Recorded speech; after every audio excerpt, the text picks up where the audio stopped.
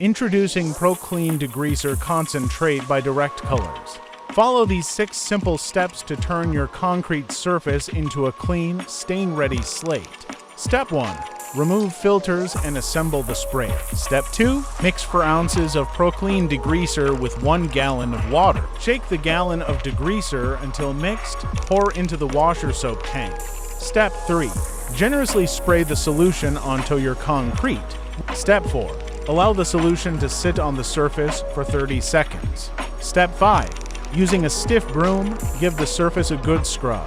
Then rinse thoroughly until all residues are removed. Step 6. Use a mop or wet dry vacuum to soak up excess water and then let the concrete dry. Inspect the area, and if any stains persist, simply repeat the process. And there you have it, your concrete is now ready to be stained.